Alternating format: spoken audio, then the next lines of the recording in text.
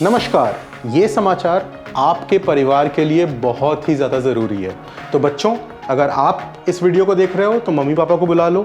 Mummy papa अगर आप देख रहे हैं तो बच्चों को बुला लीजिए, क्योंकि बात होने वाली है ऑनलाइन गेमिंग की। हाँ, वही बात जिस पर हर दिन झगड़ा होता है। होमवर्क नहीं होता, पढ़ाई में ध्यान नहीं लगता, सर दुखता है क्योंकि ऑनलाइन गेमिंग हो रही है। और अगर ऑनलाइन गेमिंग ना हो तो बच्चा बहुत ज़्यादा दुखी हो जाता है। आ गए सब लोग, बैठ गए सुनने के लिए तैयार? तो पहले बच्चों की तरफ से एक बात बता दूं जो कि सत्य है। ऑनलाइन गेमिंग ज़रूरी क्यों है? जी हाँ मम्मी पापा, आपने सुना, ठीक सुना। ऑनलाइन गेमिंग के बहुत सारे बेनिफिट्स हैं। एक एक करके मैं आपको सारे बताऊंगा। लेकिन ये बात सुन ली ना, ऐसा मत करना कि वीडियो ऑफ कर दिया हो। ठीक है, तो आगे चलते हैं। सबसे ज़रूरी बात, ऑनलाइन गेमिंग आपके बच्चे को एक्चुअली सिखाता क्या है? पहली चीज़, किस प्रकार से हम कठिनाइयों को सुलझाएं। हर खेल में सिर्फ और सिर्फ प्रॉब्लम सॉल्विंग ही हो रही है, इसी में लोगों को मज़ा आता है। तो ये एक बहुत बहुत ज़रूरी चीज़ है जो कि आपके बच्चे को सीखनी चाहिए। दूसरी चीज़, वार्तालाप, कम्युनिकेशन, एक दूसरे से बातचीत कैसे करें।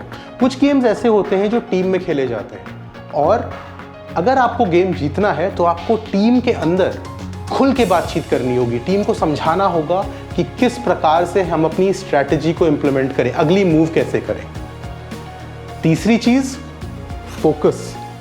आई नो कितना स्ट्रेंज साउंड करता है, गेम से फोकस। जी बिल्कुल, जब भी बच्चा कोई गेम खेल रहा हो, आप देखिए उसका ध्यान कैसे लगा हुआ है उसके अंदर। कभी टीवी के सामने आके देखिए, कभी फोन के आगे हाथ डाल के देखिए, उन्हें पता चलता है फोकस कितना ज़्यादा ज़रूरी है। और आखिरी चीज़ वो है लीडरशिप।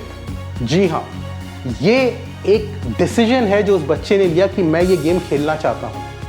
उन्होंने अपनी टीम के अंदर अलग अलग किरदारों को अलग अलग कार्य करने के लिए दिए। इन सारी चीज़ों को जब हम जोड़ते हैं तो ये हमारे जीवन के लिए, हमारे मन मस्तिष्क के लिए बहुत ही ज़्यादा ज़रूरी है। और कुछ गेम्स में तो हैंड एंड आई कोऑर्डिनेशन भी। जी हाँ, खाली अंगूठों का नहीं, कुछ वो नाचने गाने वाले गेम्स भी होते हैं। तो ये सारे तो हैं गेम्स के फायदे। इसीलिए आपको अपने बच्चे को ऑनलाइन गेमिंग से डराना नहीं है, उसका एक संतुलन लाना है। ठीक है बच्चों, अब आपकी तरफ से बोल दिया, क्लियरली बोल दिया। अब आती है बात माँ बाप की तरफ से आपको कुछ समझाने की।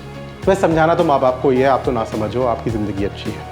ठीक है, तो दूसरे भाग में चलते हैं। यहाँ पर हम देखेंगे कि माँ बाप को किन चीज़ों पे ध्यान देना है। तो वो क्या 4 चीज़ें हैं जो पेरेंट्स आपको ध्यान में रखनी है। सबसे पहली बात, अपने बच्चों की बात सुनें। रिपीट करता हूँ क्योंकि ये नहीं होता। आप जवाब मत दो, आप घबराओ मत, ठंडा पानी पी लो, सुनो तो उन्हें गेम में क्या अच्छा लग रहा है, ये जानना बहुत ज़रूरी है। क्योंकि एक बार आपको ये बात पता चल गई ना कि उनको मज़ा किस चीज़ में आ रहा है, तब फिर पहली चीज़, आप उनसे गेम के बारे में बात कर सकते हो, क्योंकि आपको उसमें इन्वॉल्व होना ज़रूरी है। साथ में खेलना नहीं, लेकिन फिर भी थोड़ी बहुत जानकारी, गेम के कैरेक्टर्स कौन से हैं, गेम में क्या क्या लेवल्स हैं, वो किसके साथ खेल रहे हैं, ये 3-4 सवाल, इनके जवाब आपको पता होने चाहिए। दूसरी चीज़, और ये काम रैंगा बहुत अच्छा करता है, वो है रिव्यू और रेटिंग। एज अप्रोप्रिएट गेम, यानी कि उम्र के अनुसार वाला खेल, ये रेटिंग रैंगा तो करता ही है।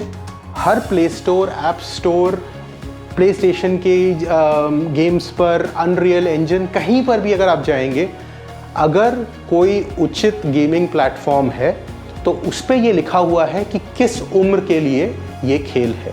तो पहली चीज़ तो कि ये उम्र के अनुचित होना चाहिए, एज अप्रोप्रिएट होना चाहिए। दूसरी बात, इसके बहुत सारे रिव्यूज़ आपको इंटरनेट पे मिल जाएंगे, रैंगा पे मिलेंगे, वरना हमारे दोस्त कॉमन सेंस मीडिया पे मिल जाएंगे, वरना गेम के अगर आप नीचे पढ़ें तो बहुत सारे लोगों ने अपने अपने रिव्यूज़ दिए हुए हैं।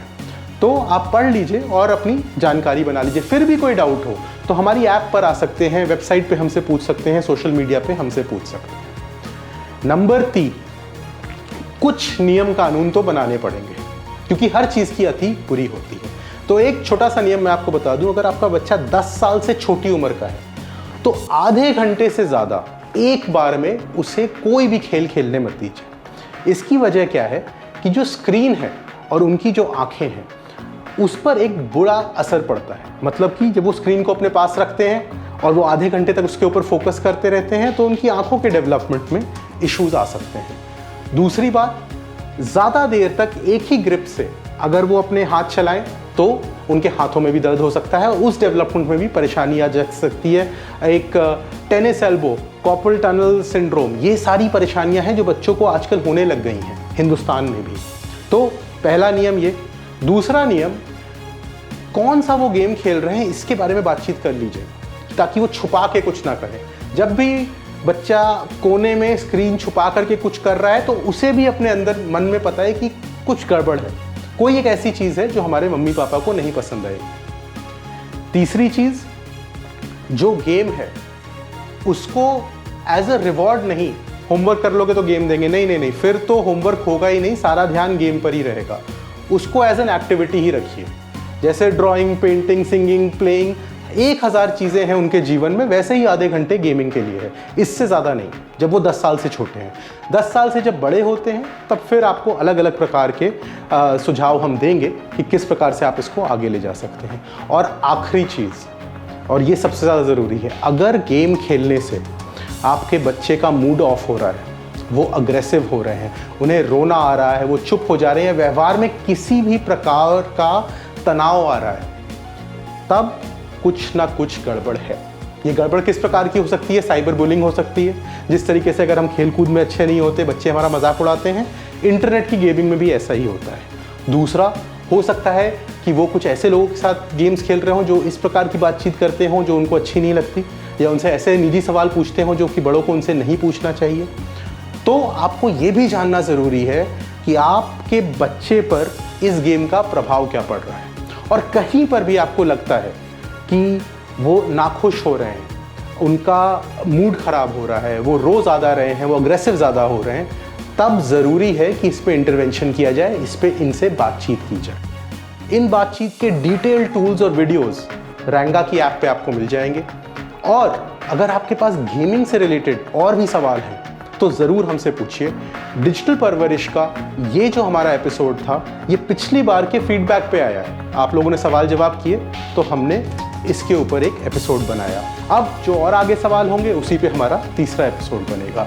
डिजिटल परवरिश यूट्यूब पे अवेलेबल है, स्पॉटिफाई पे अवेलेबल है। हम लोगों को 3 संस्थाओं ने ये बनाने के लिए मदद की है। पहले का नाम है सोशल मीडिया मैटर्स, जो कि ऑनलाइन सेफ्टी पे काम करते हैं। दूसरा है IGPP, ये एक पॉलिसी ऑर्गेनाइजेशन है दिल्ली में जिसने हमें रिसर्च में मदद की।